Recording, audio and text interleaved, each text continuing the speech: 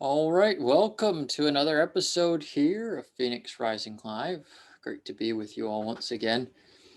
And here's the idea of hot versus cold. And what exactly is the distinction between hot and cold? What do I mean by this? Hot is a feeling. Cold is a feeling. And obviously, if something's too hot, then it's uncomfortable. And if something's too cold, then it's uncomfortable. So it's about looking for that right temperature, that temperature that's right for you in your body, for your house, for your external environment. If you enjoy tropical beaches with palm trees and sand and crystal clear water, what's the temperature of that environment that you prefer to be in? This is very true as well for the types of people that we prefer to have in our lives and the type of circumstances that we prefer to have in our lives, hot or cold. And so you have to find your own internal temperature, vibrational temperature. When something feels warm and healing and nurturing, using your discernment, because sometimes you can hide away from things as well. So that's always using your discernment. Is something truly exciting for you, truly authentic for you, or are you hiding away, avoiding things that you need to face? That's always prevalent in this process. But looking within. And for example, I was just having a call with someone who's a wonderful human being doing pretty interesting work in the world, definitely helping humanity move forward in a lot of ways. And yet the feeling isn't there, that home frequency, that warmth, that nurturing, a little bit cold, not in the sense that that person's cold-hearted or anything like that. That's not what I mean. The temperature of compatibility isn't on. It's not lighting me up. It's not bringing that inner enthusiasm. Yet a call that I had about an hour or so before that was on fire. Tons of warmth, tons of healing power running through my system. And it's not about the other person. It's about you aligning with the people that light you up, recognizing that in some respects, you're soulmates, you're twin flames with that person. I'm using that metaphorically, not literally. What I mean by that is that energy is coming together, and that's your energy you're experiencing through them. It's simply indicating to you that you're with yourself. You're on your path. You're in the right place at the right time. So when you're feeling that energy, you know you're in the right place at the right time. Now, again, use discernment. And perfect example is a child who's being coddled by their mother, who isn't going out to maybe play with their friends or face the world in some way because they're too scared. So they're being nurtured by their mother. So this is not what I'm talking about. You're not looking to be nurtured in order to avoid things. You're looking to be nurtured in order to receive the nutrients for your growth. So you always have to have this discernment, and it's built into the system of following your passion. Is it exciting or is it giving you anxiety? If something's giving you anxiety, why? Is it truly not meant for you? How do you tune into this? Think about right now. Think about a bottomless pit before you on the ground, bottomless pit. You have no idea that's down there. Could be spikes, could be another reality altogether, but you have no idea. It's entirely unknown. And there's no way you'll ever know unless you jump in. Thinking about jumping into this bottomless pit, which could most likely, most probably result in your death, would you do it? What's the first common sense response? Is no. I mean, even if there was some fairyland on the other end of that, I don't know enough. I'm not trusting. That's not what trust is, by the way, is having no idea what you're getting yourself into, but just blind faith. That's ridiculous. You don't have to create your life that way. So there's a pit. The thought of jumping in, thinking, hey, maybe there's spikes at the bottom of this thing and my body's going to be impaled. you're going to get anxiety if you seriously consider that. Think about going into your kitchen right now, turning on your stove, one of the burners, and putting your hand on that. You're going to get anxiety if you seriously consider that idea. That's anxiety. Don't do that. Right?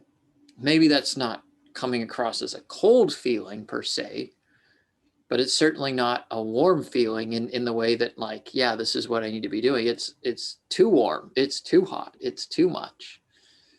So this is the equivalent to following your genuine excitement and passion and enthusiasm versus falling for the fear or the anxiety of life. And so you find your own creative ways to measure this versus speaking on stage to a group, and maybe you've never done public speaking before, but you've prepared and you have something to share, and there's anxiety, but it's a fear-based definition of your excitement. You're actually excited, you're actually enthused, you have something to share, but you also have a belief system running concurrently that's going, well, what if you mess up? What if they don't like you? What if you say the wrong thing? Blah, blah, blah, blah, blah. That's the mind, that's the ego. That's the conditioning from whatever, the past. It's nonsense, nonsensical, right? So you just go out there and you do your thing, and it's better to be fearful and do what you love than to hold yourself back, right? So measuring hot versus cold, what brings you that sense of warmth? Even if there's some fear involved, like, I'm not sure what I'm getting into. I don't know what's going to happen to my personal identity if I go all the way into this magnificent, beautiful light, the light at the end of the tunnel, the light of God embracing me, nurturing me. I'm scared I might lose my identity,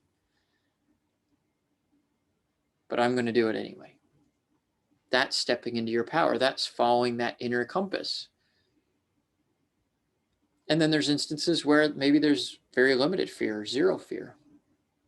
What you want to be conscious of, though, is this double shield of oblivion that human nature carries in its psychology. It's in denial about its denial of fear. As crazy as that sounds, it sounds like ridiculous, but people are living in fear, and then they're denying the fear, and then they're denying their denial of fear. So it's this double shield that's seemingly impenetrable, but it's not.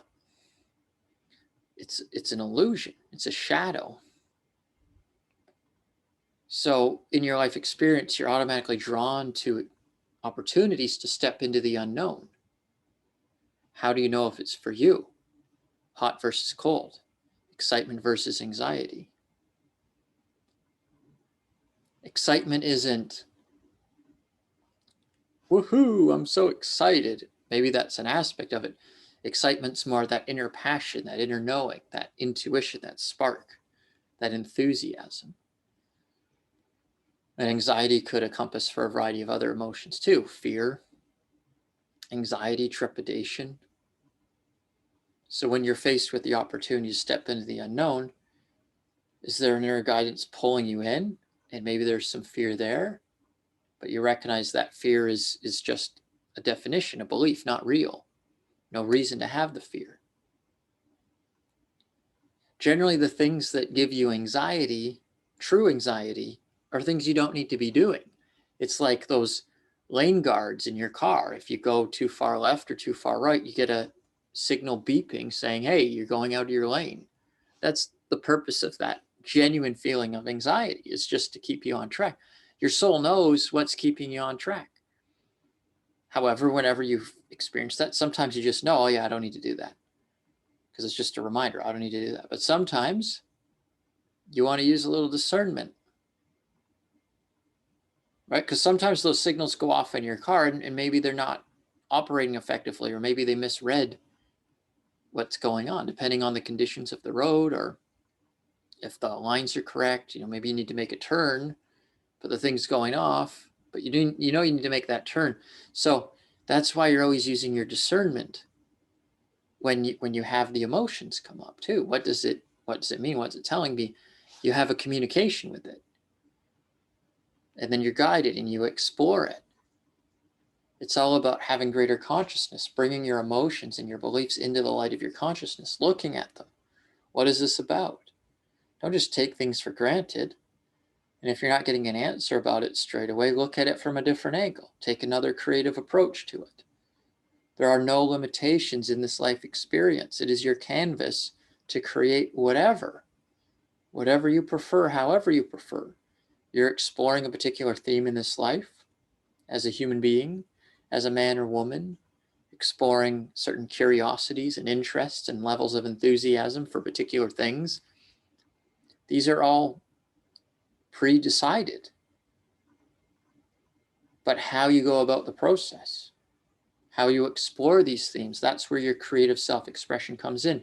You might say, wait a sec, Matthew, what about willpower, or free will, rather?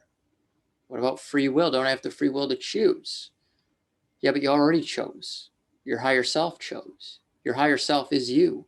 Your higher self is simply an extension of you, of your conscious mind, of your human mind.